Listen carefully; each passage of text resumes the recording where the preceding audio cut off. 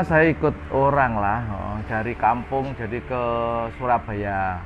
Di sana jadi karyawan. Akhirnya di Surabaya itu bikin cabang di Bali. 90-an lah kurang lebih. Udah lama sekali kan.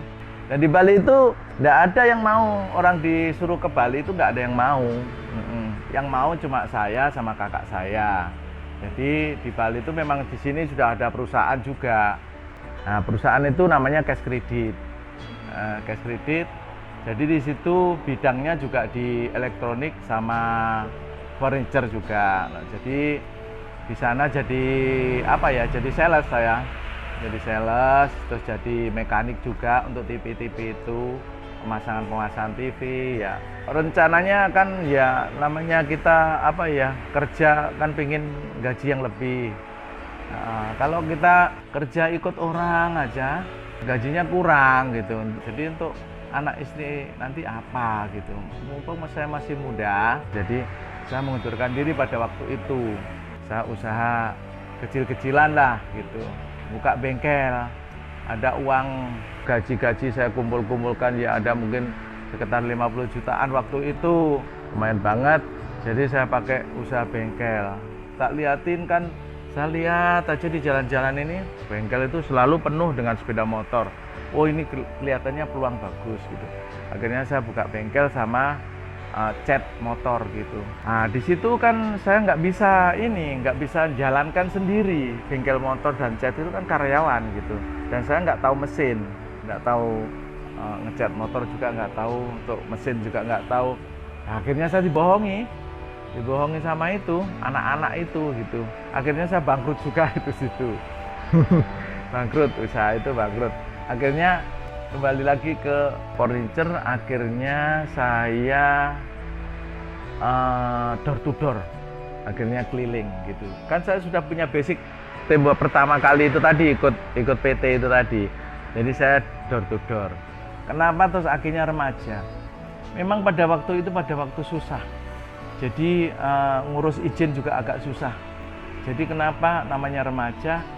Jadi itu namanya perusahaan mertua saya yang ada di Tabanan, itu UDI Remaja namanya.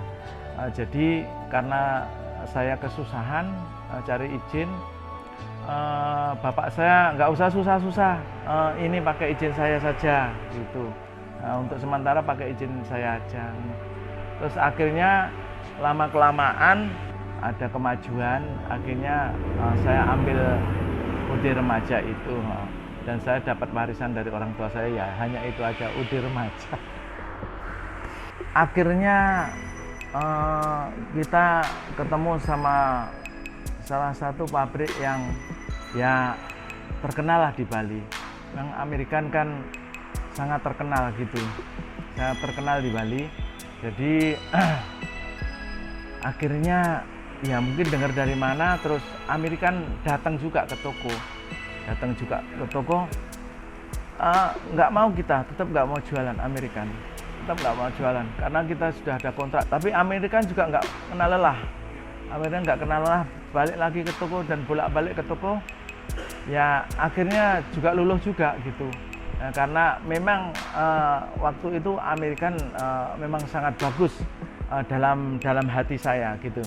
Dalam pikiran saya sangat bagus kalau kita bisa sampai kena Amerikan. Jadi akhirnya Amerika kita terima di toko kami, dan pada waktu itu memang kita udah ada kontrak sama Amerikan yang sangat menjanjikan.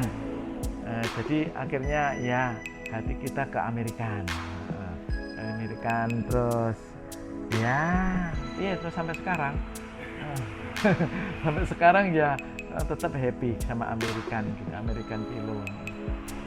Pesan-pesan untuk calon pengusaha anak muda sekarang, ya kalau menurut saya sekarang kan zamannya udah zaman canggih ya, nggak zaman kayak saya zaman dulu, zaman jadul. Sekarang hanya ini aja, harus semangat dan tidak kenal lelah untuk belajar. Sekarang menurut saya biar tidak punya toko yang sebesar apapun, bisa online kan sekarang. Sekarang lebih mudah daripada zamannya saya gitu. Kita harus punya ruko. Sekarang nggak punya ruko pun gampang, dengan online jalan gitu. Kesan untuk anak-anak sekarang ya itu aja, jangan kenal lelah, semangat.